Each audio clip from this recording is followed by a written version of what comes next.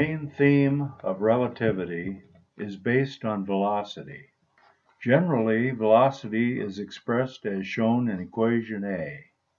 In this equation, x2 minus x1 is location change, and t2 minus t1 is time change. If the movement starts with x1 equals 0 and t1 equals 0, we can simply have v equals x2 over t2. However, relativity must also introduce a different way to judge location change, such as using x2 prime, a mark found on the moving object. With Newtonian physics, we have x2 prime equals x2. No problem needs to be concerned.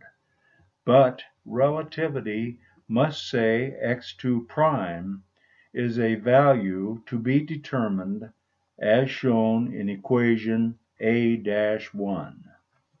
In equation A-1, x2 is the length covered by the moving object on the stationary object at time t2. So equation A-1 can lead to equation B.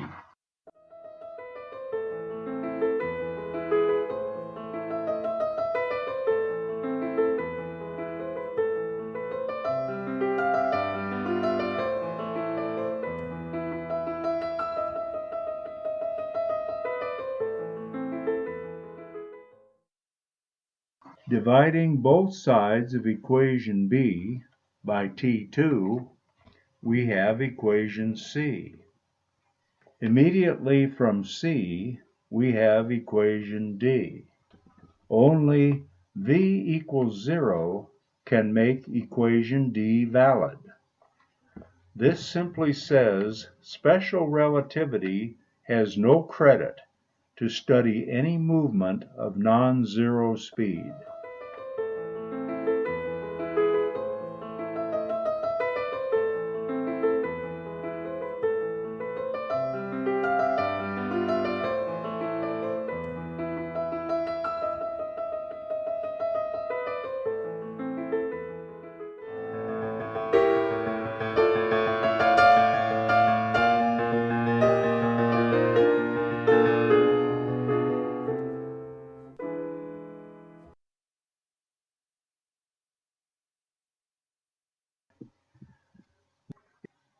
Now, starting from a motionless state at t1 equals 0, x2 prime moves it from x3 of distance equal to x2 on the x-axis during the time duration of t2.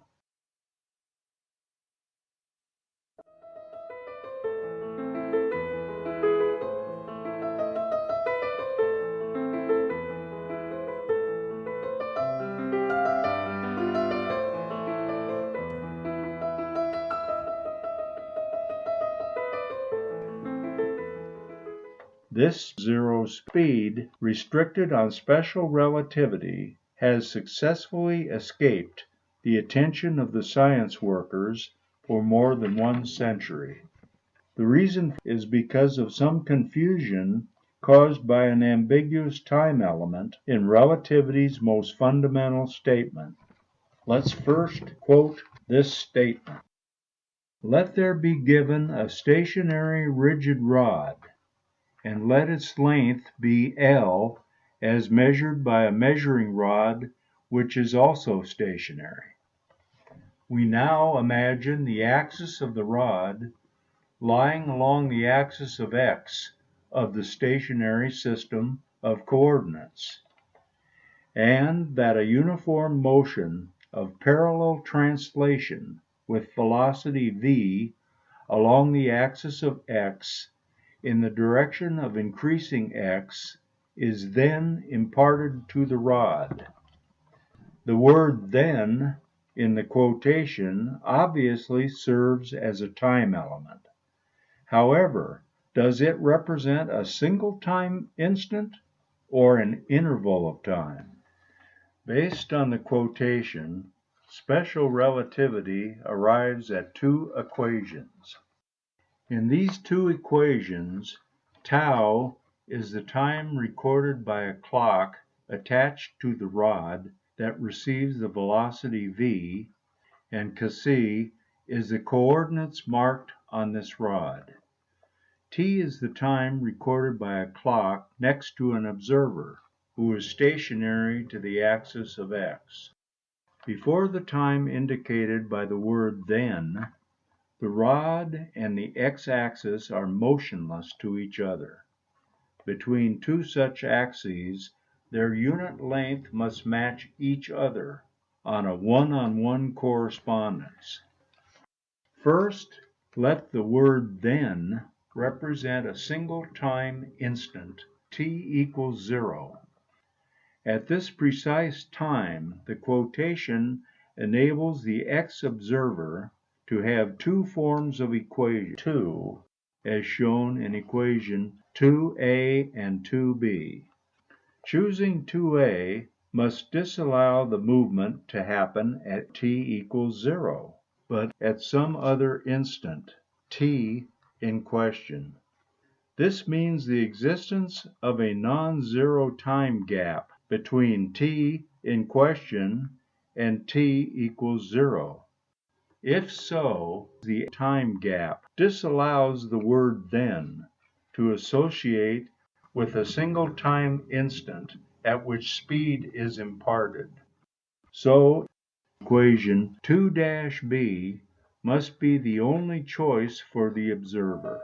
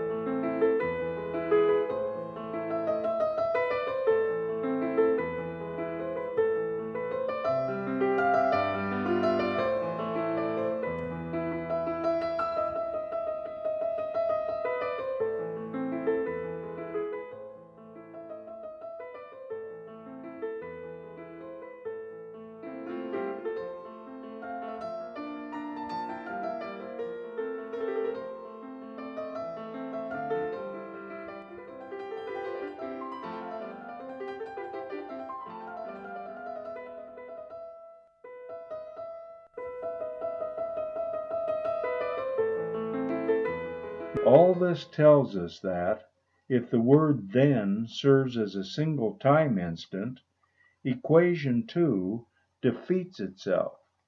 What if the word then is to serve as a time interval?